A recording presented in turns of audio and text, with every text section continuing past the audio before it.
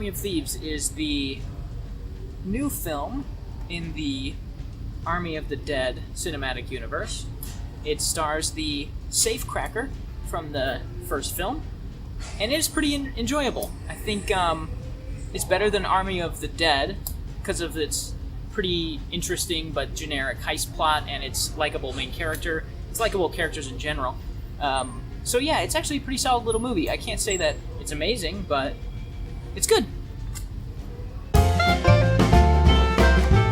It's about this couple that goes on a retreat to this island where Ingmar Bergman, the filmmaker, was inspired to inspire themselves. They're both writers. They want to write stories for whatever medium, film or otherwise, and it's about their relationship and their relationship to their art. And it's an interesting movie. I enjoyed this one overall. I don't think it's a great movie, and that may be because I haven't seen any Ingmar Bergman movies. So, from what I understand, this is kind of both an analysis of this relationship and of Ingmar Bergman and his inspirations. So if that's the case, it makes sense why I didn't really connect with it. I found the pacing of this a little too slow and what's going on a little too sparse. I think there is something interesting happening here, but it seems to be stretched out, over a little too long. It seems to be stretched out over a little too long of a period, and the first 40 minutes are pretty contained story between Vicky Krieps and Tim Roth, and then the last hour or so or more is Vicky Krieps' story that she's writing, that she's telling Tim Roth, and us seeing kind of the parallels in her real life. It's a fine movie. It's generally very well made. The music's good. The performances are great. It just didn't really connect with me.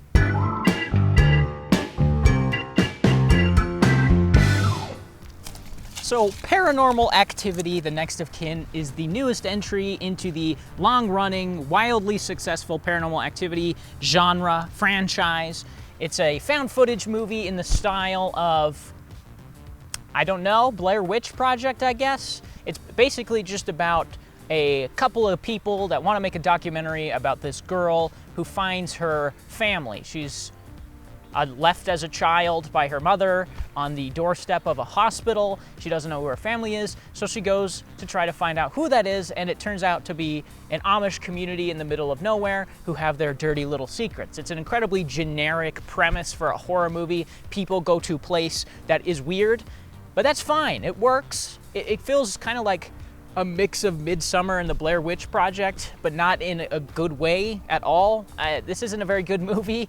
I would say that it's more mediocre than bad, though, which is almost worse. This movie is intensely boring. There's not much that happens in it, in fact, and at least until the end. The first hour is incredibly dull.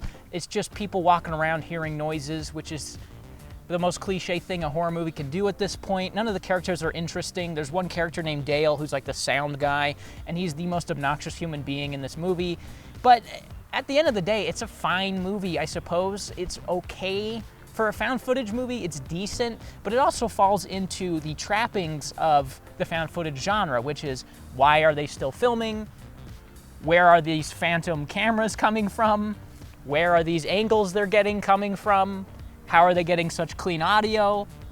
Stuff like that, like professional things in a professional movie that wouldn't be professional because these people, even though they have professional equipment, wouldn't be that professional. So it's not a very good movie, but for a Paranormal Activity movie, I guess it's fine. So Night Books is a Netflix horror movie. It's definitely geared more towards young families than I was expecting it to be. But it's an enjoyable little movie. I wouldn't say that this is bad or not worth seeking out. I think this is actually a pretty good gateway horror movie. A horror movie for kids or a younger audience that can get into horror. Because while it isn't particularly scary, it has a good atmosphere, and there are enough little scares, little creepy things that I think kids will be scared by it and maybe be interested in horror because of it. And that's why I like it. I think it's an okay movie. I don't think it does anything particularly inventive or new, but there are some things that are fun about it. It has some pretty fun production design. It has some pretty fun locations. It has some pretty fun little props. It's just a kind of a cute little atmospheric horror movie, for better or worse. So if you got a young family out there that we want to introduce to horror, this may be a good gateway into that. So Eternals is the latest in the Marvel MCU cinematic universe superhero genre-defining film franchise. Couldn't figure out any more things to fit into that sentence. And it's an okay movie. This is a better movie than I thought it would be, especially because of the early reception to it. It's the first Marvel movie that is not getting very well received, and I can totally see why. Because this is a 2.5 hour, almost 2 hours and 40 minutes long movie. It does not need to be that long, simply and honestly. It's very bloated, and there's quite a few little things, little subplots and stories that don't feel like they go anywhere. There's a monster that becomes kind of human, which does very little to the story other than another threat. There's like 4 different threats in this movie, 4 different villains in this movie, and it doesn't feel like any of them really resolve in a satisfying way. So I can totally see why people aren't in love with this, especially because Chloe Zhao, who directed this, who did Nomadland, and the writer, has a very distinct style, which is natural lighting, natural conversation, not moving the camera much, trying to make things as down and grounded as possible, and I really respect that. And honestly, I think that's what makes this movie work more than most Marvel movies. I actually enjoyed this more than a lot of Marvel movies. It's kind of upper mid-tier for me because it is visually very, very good looking, and I think the performances and the conversations, the dialogue between characters is all pretty good. It's all very naturalistic, and I enjoyed watching them just kind of talk to each other. Of course, it becomes an explosion factory at the end, but it's a fine movie. Spencer is a new film from director Pablo Larraín, I believe, who did a movie called Jackie, which is about JFK's widow, played by Natalie Portman. And honestly, Spencer is an incredibly, incredibly similar movie to that movie. It has this kind of almost fairy tale vibe to it. It's a really nice looking movie as well, and Johnny Greenwood's score in this one, Spencer, is incredible. But aside from that, there isn't a ton here that made me super interested in it. There are some interesting themes, and the character at the heart of it is good, but there is something here that I disconnected with. I liked that it was about her trying to figure out her future and her past, using her past to figure out her future, because she feels trapped, she feels confined in this royal family. Princess Diana does in her present.